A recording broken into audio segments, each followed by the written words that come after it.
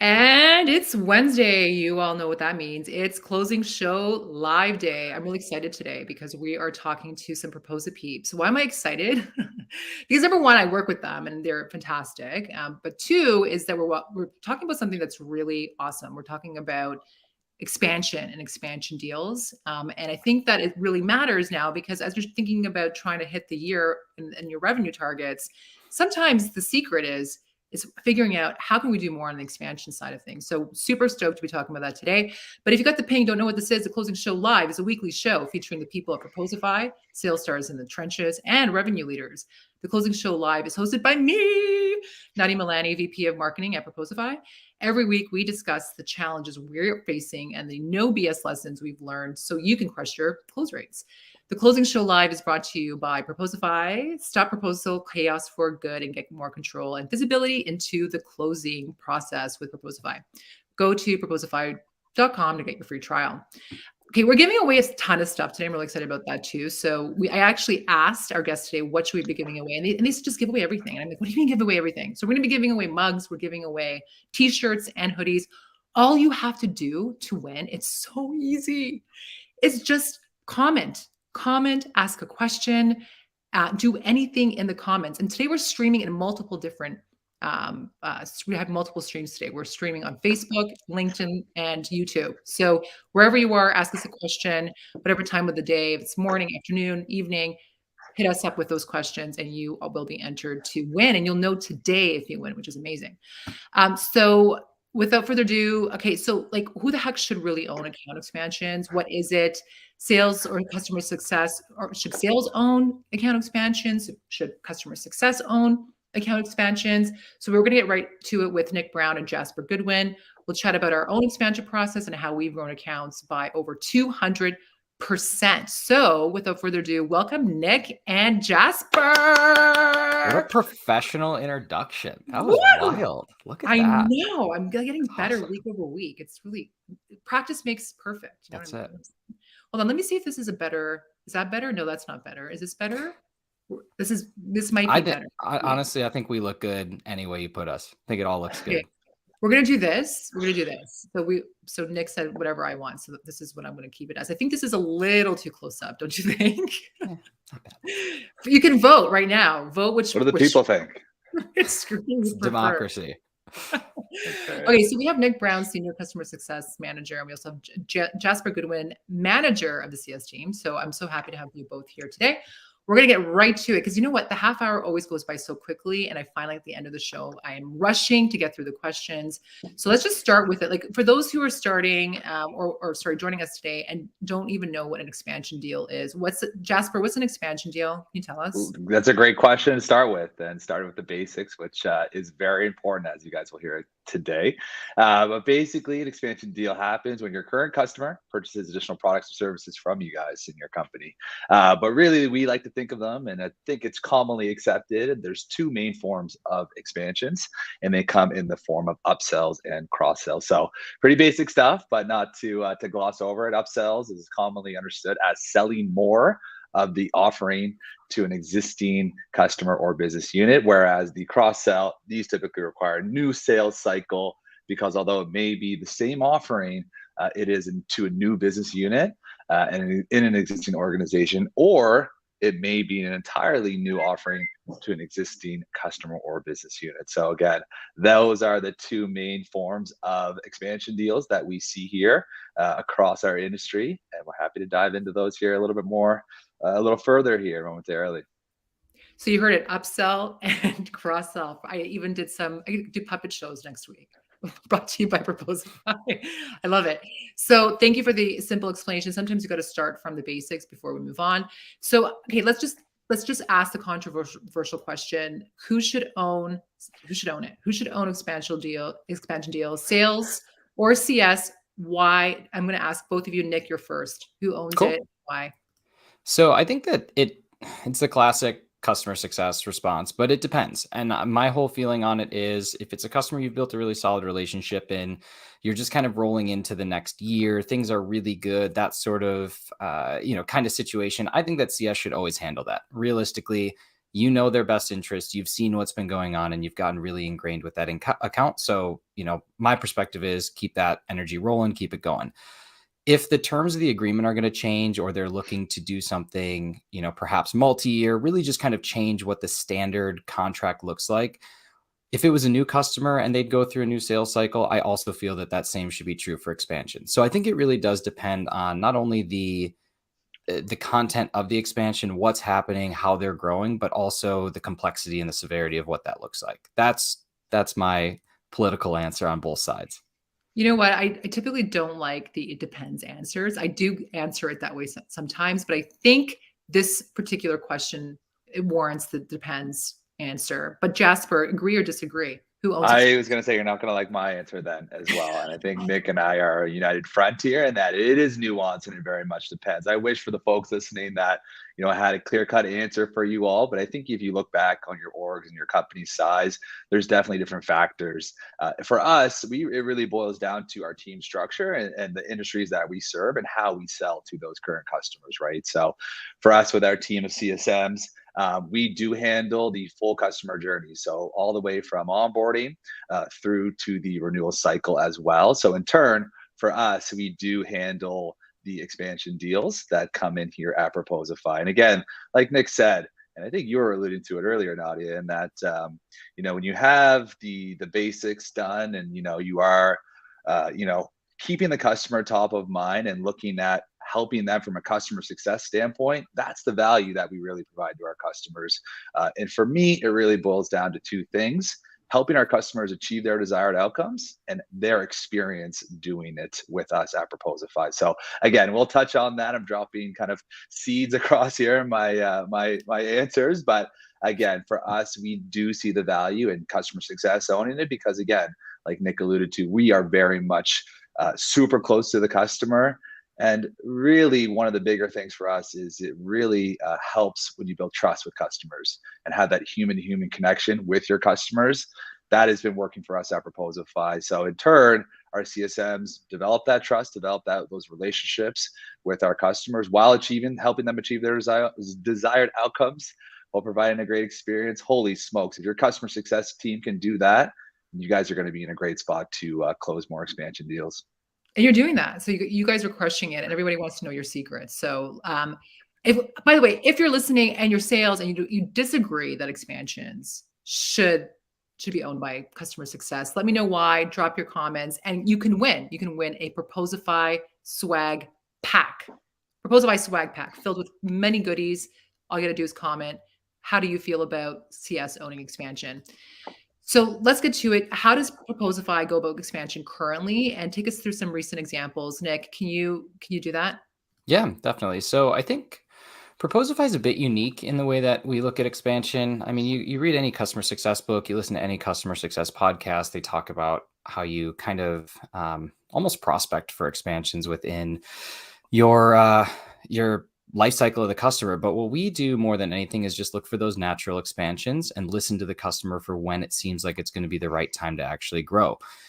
One thing I always look for is, if customers are just adding a seat one at a time, week by week, they're adding little. It could mean that they're growing, they're looking for more. And it gives you that opportunity to reach out and say, okay, what's going on? I'm seeing some growth. How can we make that more lucrative for you and also beneficial for Proposify, right? Get more seats in, get more people using it, that sort of thing. And with that, it comes when more users come in at once, it's easier to train a big group of people at one time than it is to gradually train one and one and one. So I think that we really focus in on, again, those very natural expansions. And as Jasper kind of alluded to at the start, it really boils down to the fundamentals, the basics, making sure that you are coming forward, giving that world-class customer experience, driving towards those desired outcomes from day one. And when those two things come together, those natural expansions just tend to pop up. So for some recent examples, there's two that come to mind. One of them was is in the SaaS space. They're very similar to us with their product offering and what they do. And so one of the things that they were looking for is, hey, 2023, we're going to have a new team coming on. We want to look at getting them, ramped up, ready to go. And so this is one of those things where it goes, okay, so you have this planned growth, you're looking at building the team, you're looking at expanding and kind of taking things to the next level. What can we do today to help prepare for that to come in. And so it involved a price discussion. It involved looking at some, potential options to help reduce the price on their end, get seats in the door today, get people trained a little bit earlier so they didn't have to wait until that 2023 to make it happen. We can start delivering that value and seeing that return earlier. So that's an example of the customer kind of hinting at, hey, here's what we're planning on doing, and then using that to drive that natural expansion. One of the other ones that comes to mind, and this is the biggest expansion that I've ever had, and I think it's probably one of the biggest that Proposify has seen, was we grew an account over the course of their first year from 60 licenses all the way up into 300, and I think they're at 382 as of today. So just a major expansion, major growth. And really what that came down to was, number one, it's a franchise model company. So it's really great to be able to work with these individual business owners and help them see the benefit of the tool. Typically, we work with just individual sales teams, which is great, but it's nice to see, hey, all across America, all across Canada, we're seeing these people who are really realizing what the benefit is and what Proposify is there for. But really the way that one came about, again, ties right back to those fundamentals. We had that first group of 60. Let's show what value it has. And then from there, it can spread like wildfire. So really, I think the key takeaway from this, it boils down to that natural expansion potential, right? How much can you do at the beginning to deliver that value as quickly as possible so that as this company grows with Proposify, we can continue to expand and build upon it. Love it. Anything to add there, Jasper? I mean, he just took the words out of my mouth, and I really don't have too much to add to that. I'm not going to speak for the sake of speaking. So there you go. I love it. So there's a couple of things there that I really that jumped out at me. Is it's natural. So it's this authentic relationship building thing that's happening, and eventually it gets to a point where it just makes sense to expand the customer, the account. So I love that. So it's like natural, it's authentic, it's bringing value to the customer at the right time, but also it's understanding what the customer's goals are, because the customer's goal at purchase may evolve over time. And I feel like the CS team is well positioned to understand what what the added value could be, because you're working with the customer over time. So I love that. It's understanding how is the customer's needs evolved, and really just working with them to help them add value to their everyday, everyday day-to-day business. Yeah. So I love that, because it's not really about how do we do this. It's really about how do I understand the clients and the customers' needs. And that's great. That jumped out at me. Yeah, that's a really good point, Nadia. And it's kind of the way we think of it is we don't approach, these discussions when we do, have those natural signals in an account that they could be primed for an expansion sale. We don't go into that conversation thinking, I need to generate more revenue here. I need to sell more products and services to hit my quota. We position it like, hey, we're going into this call because we know this customer, this company, they have business challenges, pain points that we need to help solve.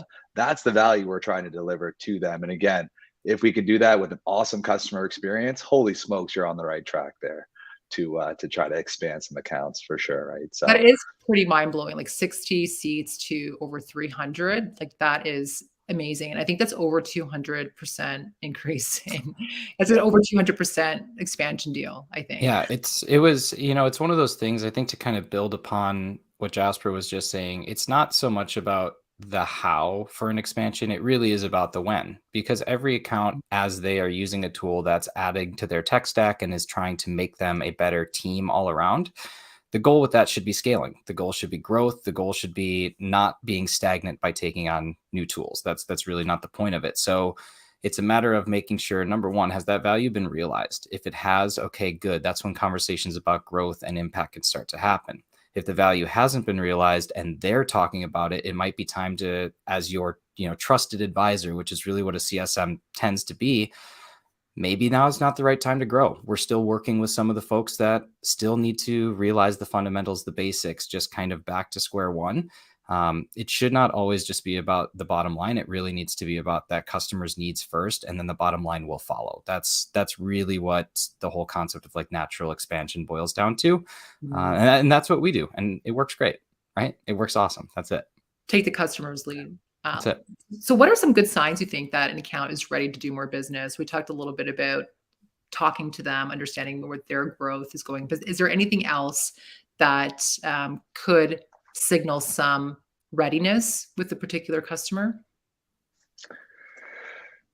You're not going to like the answer, Nadia, but again, it goes back to those fundamentals about just nailing the basics and delivering value constantly, every interaction you have with your customer, setting them up for long-term success. And if you have an innate understanding, not only of the solutions you're providing, but of their business, again, what Nick was saying about being a trusted advisor, yes, product knowledge is your ticket to greatness there, but you need to know industry knowledge, category knowledge. You need to know the nuances of their business, right? So I think if you establish that level of rapport, trust with your customer, and you're helping them achieve those desired outcomes, again, very much a strong indicator and signal for us that, hey, this could be an account that is primed for an expansion as well. Now, there are some different signs in an account that we know identify, okay, are they looking at expanding when they have high NPS? I think a lot of people on this call, do some of these basic things. And if not, that's a-okay, and they're fairly easy processes to install. In that, if you look at NPS, you look at product usage data and focus on the right metrics, maybe not, logins, but looking how deep they are going when they do use your product. What integrations do they have? How sticky are we in their process, right? So those are some of those signals from, identification standpoint that we look at to say, okay, this could definitely be an account that's primed for expansion. Last thing I'll say there, and this sometimes gets glossed over, what's the sentiment of the customer success manager that this customer is in a good position to expand? I think oftentimes some teams are over inundated with data, get paralysis by analysis of looking at too many signals, what matters, what doesn't. What does the CSM have to say about their experience working with the customer, knowing all those nuances with the account and building that relationship together with them? What do those signals tell us if this account is ready or not really? And again, that's kind of the things that we do look at here at Proposify on our CS team. Now, I know I'm probably missing something. Nick always comes correct. He always has something to add here. So Nick, what are your thoughts on that? What are some of the signals that you use to identify if an account is primed for expansion? Yeah, I think the last thing that you said is probably the number one, which is just to trust your gut. As someone who is meant to be that trusted advisor and that person who's watching accounts grow and develop and scale and become these, awesome teams that they have always meant to be. They just needed the little push and the right tool. Really just understanding what those signs look like, understanding when it's going to be time, and just knowing, hey, this is what's up. Like, you guys are doing great. I think that we can continue to grow into maybe not even this team, but other teams at your company, right? There's other teams that might want to use Proposify. That's kind of where we talk about that cross-sell, is within the company, we go to other departments. And so sometimes part of that involves learning about the processes and procedures of the other teams as well, right? At Proposify, our customer success team uses Proposify almost as much as our sales team does. We use it for our kickoff decks. We use it for any sort of expansion or growth options or opportunities that we have. So ask your teams, hey, do you have a customer success team? What are they using? What does their process look like? How can Proposify fit in for them?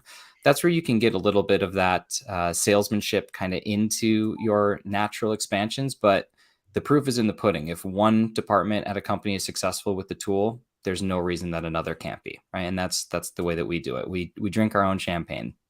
And I use it for all of my NDAs. So my documents, so anytime I have a freelancer joining the team, I use it. But it's also a great tool for marketers to be able to put branding assets. So from a marketing perspective, Proposify also does shine. And that's interesting, because if it is successful for one area, how can it be successful in other departments? That's a really great point. But I also heard a couple of other nuggets, like simplicity scales, complexity fails. So keep it simple, go to the basics. I also heard it's a mix of quantitative and qualitative data. So it's really about understanding some intent signals that this customer may be ready to expand through actual data. But it's asking your CSM and your CS team, what do you think about this customer? Totally. You're the one that is managing them and getting that qualitative data to understand if and when a customer is prime and ready to move into more seats. So I love all of those actionable takeaways. You guys are, not only do you crush expansion deals, you guys crush interviews. I love this. Well, I was just gonna say, you're distilling the information. You're doing such a good job, Nadia. I think that's why you work in marketing in the role you're in. putting it so eloquently and distilling that information for Yes. the word The vomit, the word vomit that Nick and I just threw out there. But yes, absolutely. I love how you summarize those key takeaways. 100%. Ronald says hi from YouTube. Tim's Ronald. great discussion. It's all about solutions. Thanks. Scott says Nick, Jasper, Sarah, and Jess crush expansions. They absolutely do. We do. And Andrew, the audio dropped for Andrew, but I hope it's back for him. It hasn't dropped here, so hopefully you get your audio back. And so for those that are listening, you can also win. We're giving away a lot of stuff, so please drop your comments. And it's so easy to win and get a Proposify swag pack, which is amazing. So the other thing I wanted to ask is, what should you not do? So I love asking this question because it's so easy to talk about what should you do to do anything. But there's more information and more insights sometimes about what you should not do. So let's talk a little bit about that. Nick, you go first. Yeah, again, I know we've harped on it so many times, but I really do think that it's important to not force expansion when it's not ready. The timing is so important when it comes to keeping that role of trusted advisor as well. I mean, you kind of compare it to like a financial advisor, right? If anyone's invested with a financial advisor and everything's looking terrible and your financial advisor is telling you, no, keep investing, keep putting it in. It's great. It's great. It's great. You need this. You're going to grow. And then you lose a ton of money. You're going to be pretty disappointed, right? So that's not what you're there for. I'd be pissed. Yeah. And I think that there's probably a lot of people right now who that probably touched a little bit too close to home, but that's kind of what I look at is, if this was my money, because at the end of the day, this is someone's putting their investment in Proposify. If I was using this money, would I feel comfortable using it right now to grow my team? If the answer is no, I'm not even going to talk about it. I'm not going to bring it up. And if they do, I'm going to really have them sit with it and think, does this make sense? And if the answer is no, then keep developing, right? Keep building those fundamentals, keep kind of bringing things up until it does make sense. But that's since day one. I've been a customer success manager for about 3 years now. And from day one, it was always make sure that you are the trusted advisor, not just for the tool, but for the guidance of the business, the team, and using Proposify. And that's really what I focus on. So if it's the wrong time to expand, I'll be the first to tell you. I'm not going to just sit there and say, yes, here we go, it's expansion time. I'll be the first to tell you we have work to do, right? So that's kind of, in my mind, what you should not do is just expand for the sake of expanding. Yeah, I totally agree with that. And to kind of piggyback on that, right, Nick, it's kind of goes back to a couple of things that we've chatted through already, right? And for me, one of the things is I know we mentioned using both quantitative and qualitative data. I think a lot of companies are focusing on the quantitative side or one side exclusively and not factoring both. And again, never underestimate the knowledge and the tacit knowledge and tribal knowledge that the CSMs hold regarding your customer base, because again, they're the eyes and ears of our customer base and the biggest advocates for them internally here as well. But beyond that, I think one of the worst practices, and I know I've kind of mentioned it further, the revenue, right? It's a result of the engagement. It's not the purpose of the engagement with the customer, right? Don't go into a discussion thinking about selling a product or service and how you're going to sell it and getting them to buy it, and not help walk them through their business challenges and problems. That's not going to cut it, because what you're doing there is you're temporarily solving a quota problem for yourself, but you're not creating long-term value for the customer, knowing that you're not doing this to add value to their lives. And this really isn't a viable solution for them long-term. So you're only doing yourself a disservice. And I know that goes into another argument about lifetime value. But again, go into that conversation, all engagements with your customers, to add value to the customer. Don't go in with the intention of generating more revenue. That's what it boils down to for us. Board. Yeah, like that's like a sales. So it's really just a sales principle. So whether it's CS thing, whether it's marketing, like add value. Like how can you add value?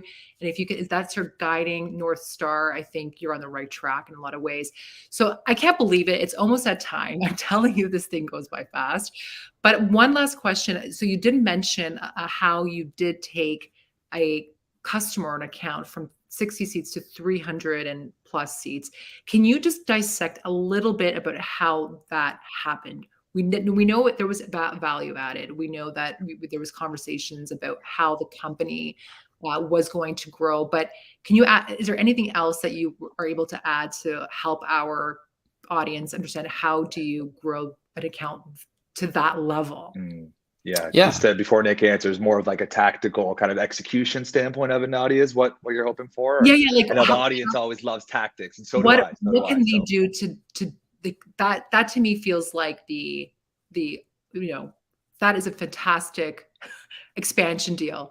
But if you were to deconstruct it just a little bit more, what are some key takeaways? Yeah, no, that's a great question. So I think it stems from the foundation, which was during the sales process, this company had indicated to Proposify, hey, we have this many individual business owners across the nation, but we want to start with a small group, make sure that that makes sense. And I actually find an expansion, that's probably something you're going to hear a lot. We want to have these 10 people tested out. We want to have these 20 people tested out. If it works, we'll bring on, the rest. So that's really good. But I think from a tactical perspective, it's a lot of work. It is a ton of work knowing that there is this opportunity. It doesn't just stem from, let's get these people trained, let's get them feeling good, and let's see where, let's deliver that value throughout the year, and then we'll see what it looks like at the end. You know that there are these options for this expansion for these licenses. So delivering adoption or driving adoption, delivering results, getting that time to value to be so much quicker is crucial. And so that involved, let's see, with the first group, 9 hours of training, 9 hours of individual sessions that were available for people to come in and really feel comfortable. Typically, we do not run 9 hours for a group. It's a little bit less. So there was that.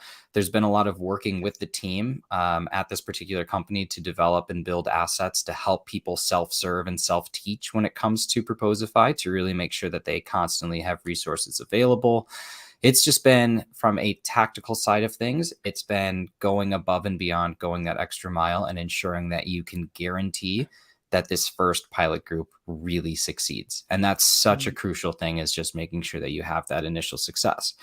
Now, translating that to smaller accounts, obviously we knew that this one had the expansion potential. But again, you're going to be so shocked when you hear me say this. It goes back to the fundamentals. It goes back to the basics. Deliver that world-class customer experience. Get those values that they're looking for, drive that home, make sure that they are seeing confidently that what you've done has really set them up for success for the future. And then the rest of the stuff will just certainly follow. I mean, that's the beauty of the natural side of things. But I don't know, sometimes I just kind of make it up as I go. That's the other thing. Adjustments are key, right? There are no playbooks. There's some playbooks, but I always say you need to learn and then just iterate as time goes on.